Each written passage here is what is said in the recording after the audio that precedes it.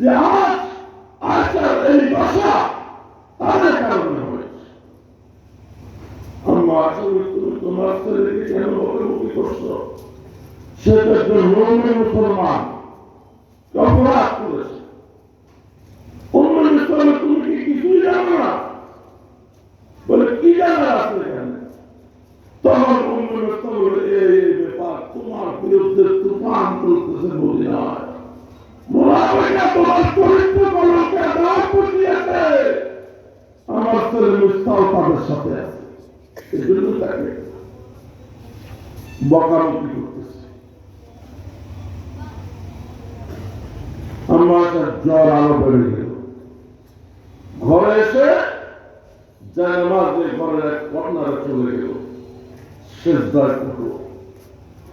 আল্লাহ, তোমার হাবিবের হুমায়রা, তোমার হাবিবের আয়েশা, সে পবিত্র না পবিত্র তুমি ভালো করে জানো। আজ যারা আমার চরিত্র কলঙ্কের দাগ বসিয়েছে, আমি চাই তুমি সেখানে সাফাই করো। যেভাবে ইউসুফ আলাইহিস সালামের বিরুদ্ধে আমি অপবাদ তুমি পরিষ্কার করেছো, বিবি মরিয়মের বিরুদ্ধে আমি তো অপবাদ তুমি পরিষ্কার করেছো, মূসা নবীর বিরুদ্ধে আমি তো অভিযোগ তুমি পরিষ্কার করেছো, তোমার হাবিবের আয়েশার উপর আমি তো এই অপবাদ তুমি পরিষ্কার করো। যতক্ষণ আমার তোমায় হবে না এই যে সেজদা দিয়ে মাথা উঠাবো না। সেজদা করে কাঁদতেছে। বন্ধুরা, নবী আয়াম পেরেশান, কি করব? মিটিং করছেন সাহাবায়ে কেরামকে নিয়ে। সাহাবায়ে কেরাম এক একজন এক একভাবে মত দিতে লাগলো। একজন বলল, আমরা আয়েশা এতটাই আত্মবলা, রুটি কামি মাখায়, রুটি আমাদের ঘুরে আবার ছাগল একটা রুটি খায়, কামি খায়। এত আত্মবলা একটা মেয়ে কার সঙ্গে পরকিয়া করে চরিত্র নষ্ট করতে হলে কিন্তু বুদ্ধি দরকার, চালাকি দরকার, চতুর হওয়া দরকার। আশা তো সেই চতুরতা নাই। আর কেউ বলে আমরা আশার বিরুদ্ধে বিশ্বাসযোগ্য নয়। নবীকে সান্ত্বনা দেওয়ার জন্য সাহাবায়ে কেরাম এক একজন এক একভাবে বলতে। শেষ একজনে দাঁড়িয়ে বলল, হুজুর এত পেরেশান হওয়ার কি আছে? আচ্ছা, আপনার একটা বিবি তালাক দিয়ে দেন, তার বিরুদ্ধে যেহেতু কথা উঠেছে, আপনার জন্য তো মদিনার বিবির অভাব নেই। এই প্রস্তাব শোনার পরে হযরত ওমর ফারুক রাদিয়াল্লাহু তাআলা আনহু দাঁড়িয়ে গেলেন। তালাকের কথা শুনতে আসলো। তালাক হলো সর্বশেষ ব্যবস্থা। মীমাংসার কোন পথ যখন খোলা থাকে না, তখন সংসার ভাঙার প্রশ্ন আসে। নবীর এই পেরেশানি দূর করার জন্য এটা প্রথম মিটিং। প্রথম মিটিং এ কেন কথা আসলো? বুঝলেন না কথা? স্বামী স্ত্রীর মিলামিল না হইলে মানুষ দর্শন নিয়ে বসে, দর্শন সবাই চেষ্টা করে কিভাবে সংসারটা টিকে। সর্বশেষ যেমন দেখা যাবে না, তারা যে পর্যায়ে পৌঁছেছে এটা টিকাইয়া লাভ নেই, তখন একটু সংসার হবে। ফারুককে এত বুঝতেছে বিষয়টা নিয়ে আজকে বুঝলাম, আজকে কেউ তার আগে প্রশ্ন এসেছে। আমি জানতে চাই এই বিয়ের ঘটককে। ঘটক বুঝলেন? আপনারা কি বলেন? উকিল। আপনি যে আম্মা আয়েশাকে বিয়ে করেছেন, উকিলকে। স্বামী স্ত্রীর মিল মহব্বত না হইলে মানুষ উকিলকে হয়।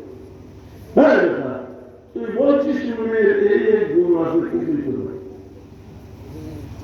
আবার মেয়ের পক্ষ করে বলতেছে কাকে বলে? উকিলকে বলে। বুঝলো? এই করুণা মীমাংসার জন্য উকিলকে দেখতে হবে। বলুন উকিলকে। নবীজি জুবানে কিছু বললেন না, আঙ্গুল দিয়ে ইশারা করলেন আল্লাহ। এই বিয়ে পরীক্ষা হয় নাই, সিদ্দিকের পরীক্ষা হয় নাই, এই বিয়ে আদেশ আল্লাহর পক্ষ থেকে এসেছে।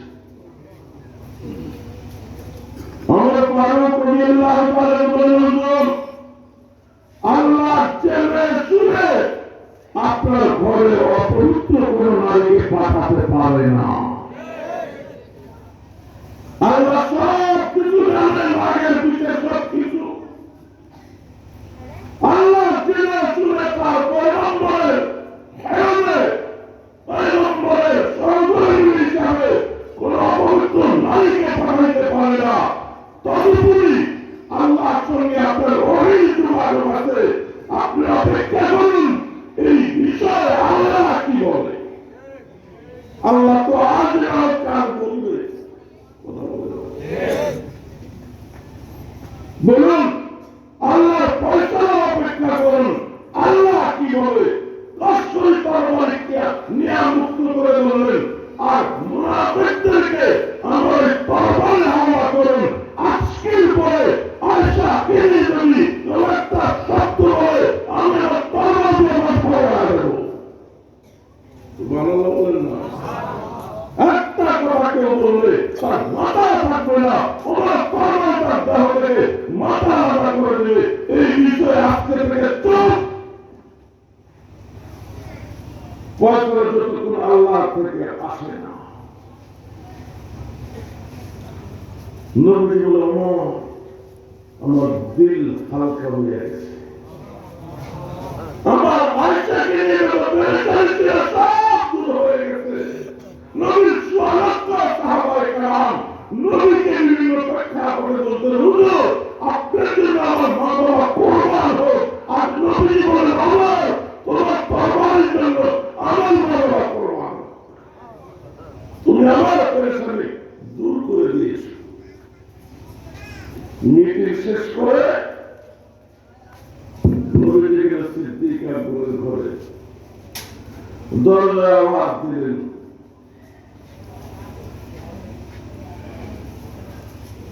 ভিতর থেকে প্রশ্ন করা হলো কে? নবীজি পরিচয় দিলেন, দরজা খুলে দিলেন। আম্মা আয়েশার আম্মা জান দরজা খুলে দিলেন, নবীজির শাশুড়ি। নবী প্রশ্ন করলেন, আমার আয়েশা কোথায়? বললেন, সে তো সেই দিন থেকে সেজদায় বসে দিন রাত শুধু সেজদাতে আছে। আমার সময় খায়, আমাদের সময় নামাজ পড়ে আসে, ডাকুন তাকে।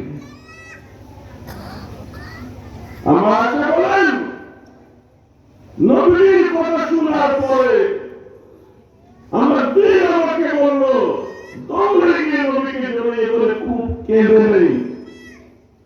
আবার আমার দিন আমাকে বলল, না ছিলাম তো ওনার বাড়িতেই, অনুমতি নিয়ে তো এসেছি, বাধা দেন নাই। এখন আমি সুপ্রিম কোর্টে ধর্ণা দিয়েছি। এখন ফয়সালা ওনার আল্লাহর ফয়সালার অপেক্ষা করত। আমার নবী তোমাকে ডাকছে।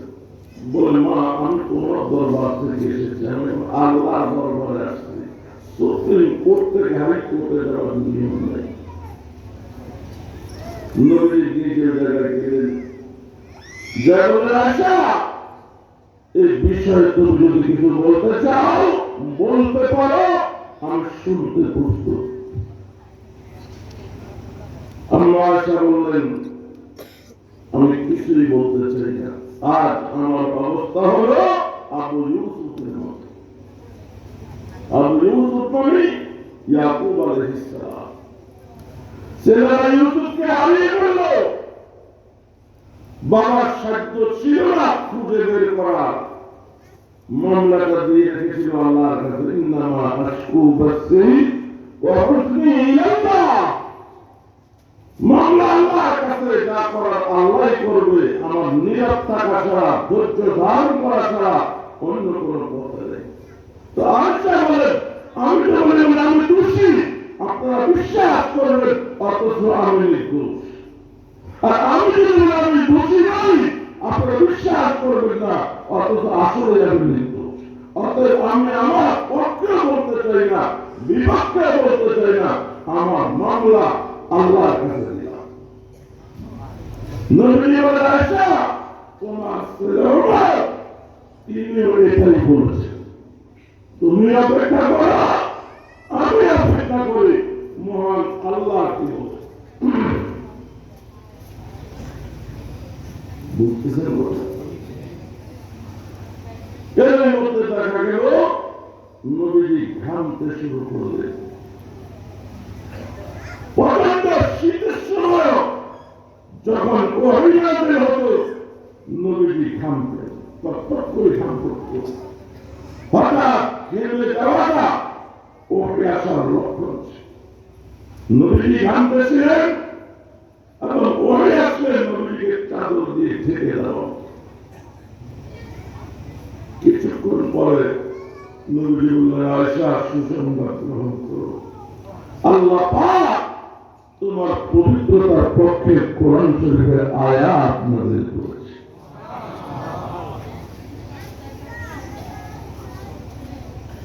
আয়েশা রাদিয়াল্লাহু তাআলা আনহা আমাদের বলেন, তুমি নবীজির শুকরিয়া আদায় করো। আয়েশা বলেন, আমি বলেন না, আমি কেন না শুকরিয়া আদায় করবো, আমি আল্লাহর শুকরিয়া আদায় করবো। এটা মহব্বতের মানুষের সাথে এমনটা হয়। আল্লাহ আমার পবিত্রতার বর্ণনা দিয়েছেন, শুকরিয়া আল্লাহ আদায় করবো।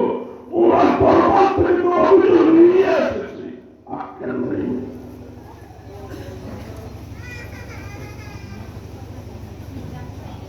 আমরা আমার ধারণা ছিল আল্লাহ নবী অন্তরে ইলহাম করবেন যে আপনার দুই আশা পবিত্র কোরআন নাযিল করবেন, এটা আমার ধারণা ছিল না। আল্লাহ ইউসুফ নবী পবিত্রতার বর্ণনার জন্য নবজাতক শিশুকে সাক্ষী হিসেবে পেশ করা হয়েছে। মরিয়মের পবিত্রতার সাক্ষী হিসেবে শিশু ইউসুফ ঈসা কথা বলেছে এবং মূসা আলাইহিস পবিত্রতার পক্ষেও এক শিশু সাক্ষী দিয়েছে। আয়েশা বলেন, আমার পবিত্রতার পক্ষে স্বয়ং আল্লাহ কোরআন নাযিল করে সাক্ষী দিয়েছে।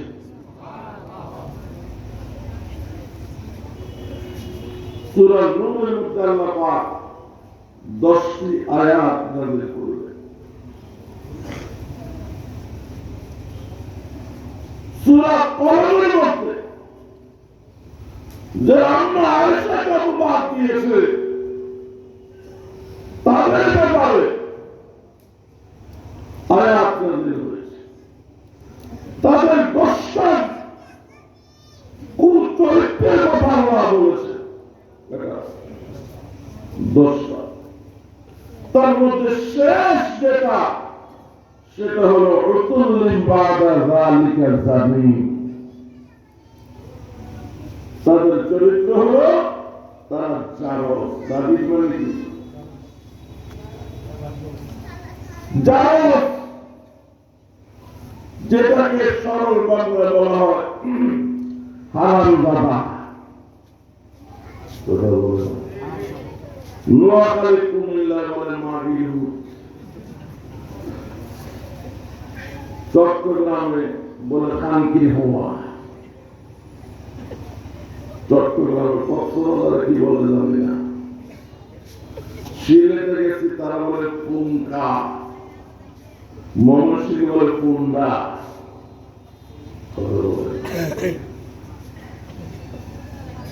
কোরআন বলছে জানি, বাংলা হলো জারজ, পরিষ্কার বাংলা হলো হারামজাদা। কথা বলে না না, কানকির হওয়া ও কক্সবাজার হওয়া, চট্টগ্রামে কানকির হওয়া। কথা বলে কক্সবাজার হইল জারজ হওয়া।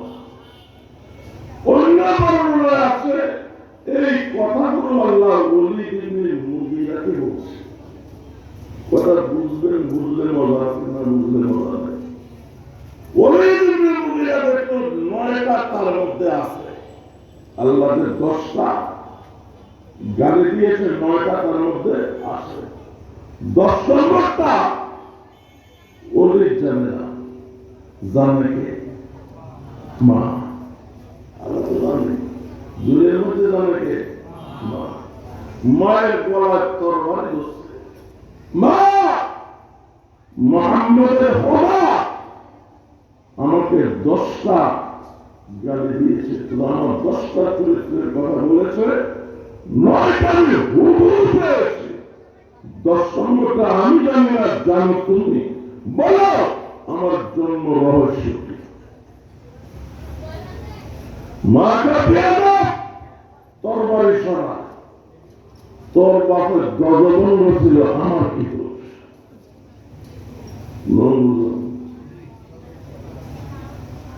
তোর বাপে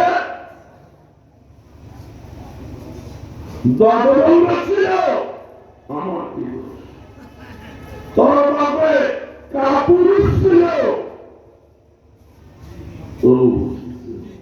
তোর বাপের নাম মরদ ছিল, বুঝতে পেরেন?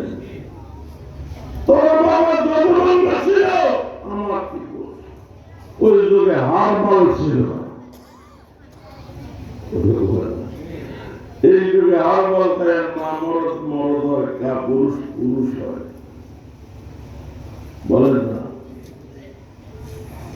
মুহাম্মদ জীবনে কোনদিন মিথ্যা বলে নাই, মুহাম্মদের খোদাও মিথ্যা বলে না।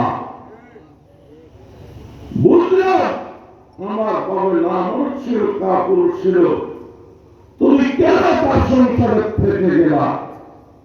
ওলিদের মা বলে তোর বাবার ছিল বিরাট পয়সা, বিশাল পয়সার মালিক, আর ছিল বড় মাপের মাস্টার,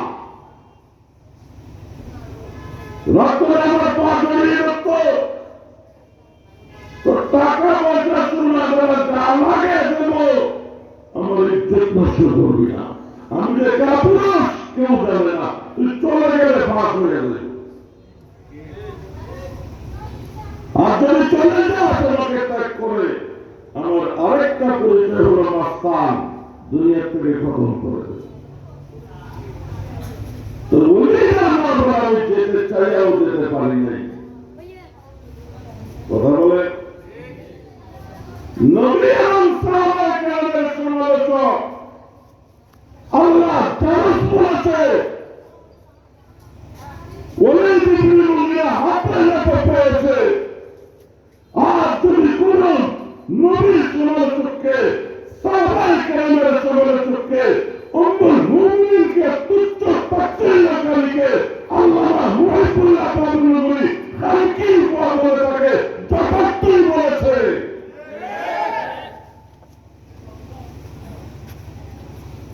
শাব্দিক অর্থে খানকির বোয়া না হইলেও স্বভাবগত খানকির বোয়া। বুঝতেছেন কথা? নবীর যুগের মুনাফিক সাহাবায়ে কেরামের সমালোচক, নবীর যুগের মুনাফিক নবীর অবাধ্যতাকারী, নবীর যুগের মুনাফিক উম্মাহাতুল মুমিনিনের চরিত্রে কলঙ্কের দাগ লেপনকারী। কথা বলে না? আমি বলছি যে একটা অস্বীকার করতে পারবেন? নবীর যুগের মুনাফিক মদিনা থেকে 800 কিলোমিটার দূর তবুক, 800 প্রচন্ড গরম, খেজুর কাটার সময়